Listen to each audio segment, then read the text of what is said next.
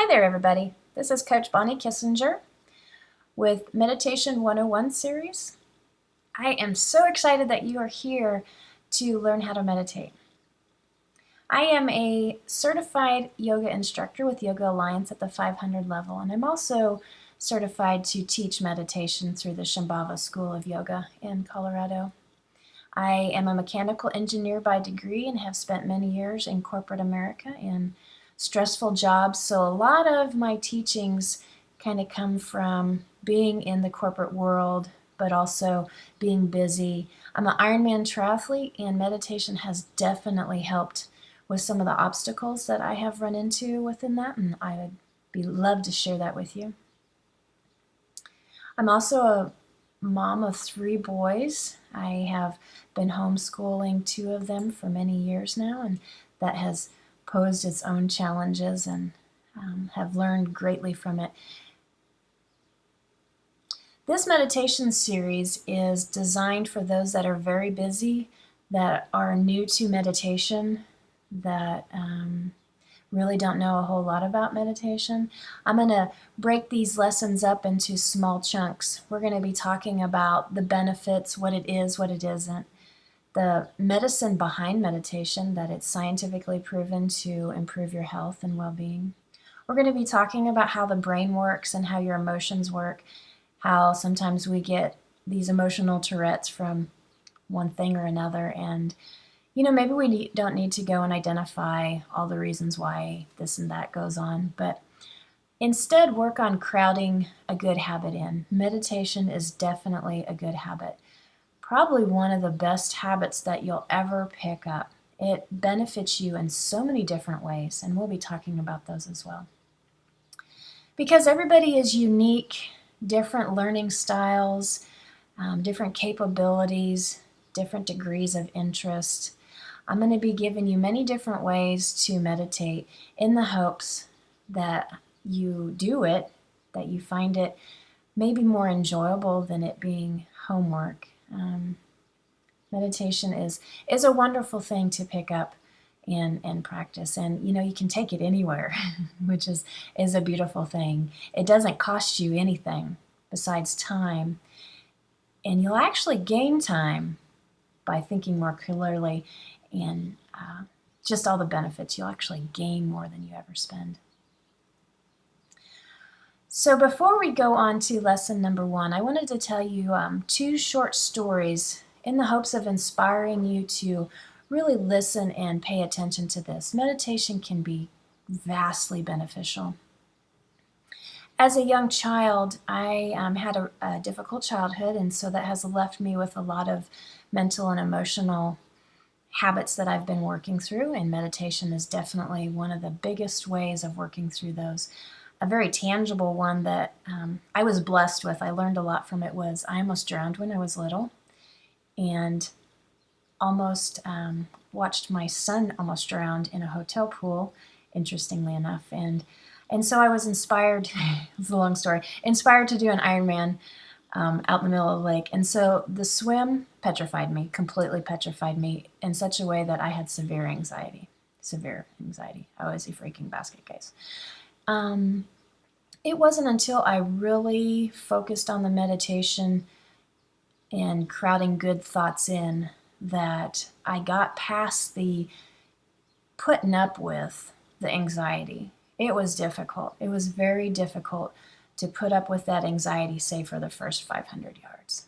Oh, it was terrible. Meditation took the anxiety away. It would be like, the dust bunny underneath the bed, and, you vacuum it up, it's gone. I didn't have to learn how to deal with it or continue to have methods to deal with my anxiety. It was just gone. When I did my Ironman swim, it was just me. No more residual of almost drowning when I was little, none of that. And so that's kind of what meditation can give you. It can erase, it can eradicate, it can heal anything, absolutely anything. And so I'll leave you with that, and we'll move on to lesson number 1. So lesson number 1 is breath awareness. That's it. In the yoga world, we talk a lot about breath being the connection between the mind, the emotions, and the body.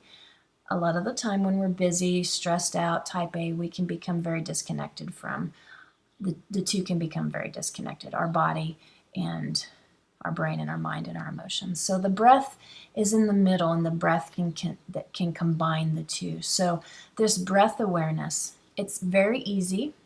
You don't have to get any props or anything. We are just learning how to focus. So a couple of thoughts before you're starting this. Your mind will wander. Okay? Meditation is not turning the thoughts off. The thoughts won't ever turn off. Your brain is not built in such a way that the thoughts are ever meant to stop. You're always meant to have some bit of awareness, some thoughts going on for flight or flight, so you don't get eaten by a saber-toothed tiger. It's primitive, you'll never turn it off. I would like to pose a thought that meditation gives us the control to turn the volume down on our thoughts, become less attached to our thoughts, treat our thoughts more like clouds.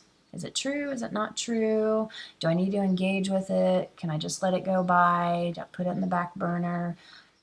So that's kind of the idea there. So when you're doing this breath awareness and you notice that you're thinking about your to-do list, just go, oh, was thinking about my to-do list, and then pull your attention back to the breath. Each time you do that, you are developing this mental muscle of focusing and staying in tune to the practice, helping us to control our thoughts a little bit more of where we're engaging in, where are we spending our time. Are we spending time with thoughts that, don't matter at the moment? Or are we focusing on breathing? So that's one word of advice is don't judge yourself for it. You can do the breath awareness with your eyes open or closed. Some folks with anxiety like their eyes open, and that's okay. And if your eyes are open, maybe look at a plant in front of you or something organic or something that makes you happy or a candle. If you're closing your eyes and you find that you're falling asleep, I would ask you if you're getting enough sleep. But that's normal because most of the time, the only time we do close our eyes is to go to sleep. So that habit, you can learn how to remain awake with practice during meditation if you close your eyes. That's completely normal. If you do fall asleep, just make the room a little bit more uncomfortable. Open a window, be a little bit colder. So when we're doing this breath awareness, we want to sit in a chair. We don't have to sit like the crazy yogis with their knees all pretzeled up. Okay, we want to kind of take away the back issues. As you become stronger in meditation, and hopefully you're doing a yoga practice, your back will become stronger and you'll be able to sit up. You do want to have your spine erect, your heart nice and tall. Your shoulders relaxed and your jaw is relaxed, but you want to be sitting down. I sit in a chair when I meditate and my back is supported. You can use a pillow, whatnot, and my feet are just sitting down on the floor. They don't have to be crossed or anything like that. So this breath awareness is simply that. You're just paying attention to the breath. You're not trying to control the breath. Think more as the breath being a cadence and follow its cadence. Don't try to move it or change it. It'll settle down all by itself. When we're doing breath awareness, we can pay attention to the breath at the nostrils. When you inhale, the breath might be a little bit cooler. As you exhale, a little bit warmer. You can feel your ribs expand, using your body to become more aware of the breath, how the belly expands and contracts. If you need a little more help, you can count the breath. So perhaps an inhale is 1, an exhale is 1, the next inhale is 2, the next exhale is 2, going all the way up to 10, and then repeating and going back down.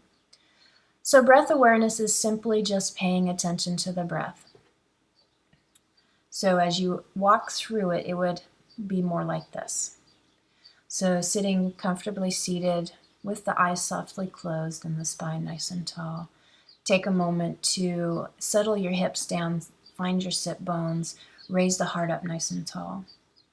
And then begin the process of focusing on the breath.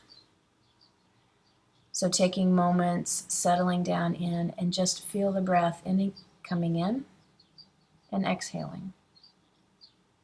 Counting if you need to. Gently drawing your attention back to the breath when your mind wanders. And I say when, it will. And just continuing on.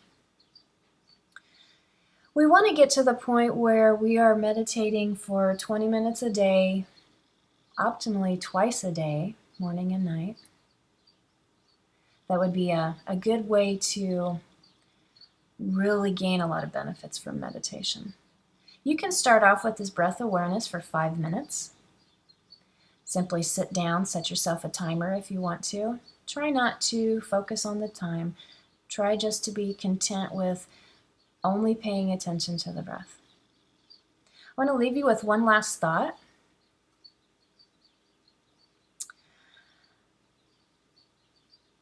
Because of a lot of us are busy, passionate, driven type of people, maybe type A, we might view meditation as not doing anything. We are get her done type people, check the list off. I would challenge that thought of meditation not doing anything, leaving you with this thought. If meditation did help you stress less, improve your heart health, lower your blood pressure, work with depression and anxiety, making those better, helping you to heal through childhood trauma, helping you to deal with relationship issues, helping you to feel more content, helping you to sleep better at night. If it did all of those things, wouldn't you say that this might be the number one thing that you do need to be doing, that it is something vastly important? And so when your mind says you're not doing anything, you have a lot of other things to get done, challenge that thought. Have fun with this breath awareness. Let me know if you have any questions, and see you in lesson number 2.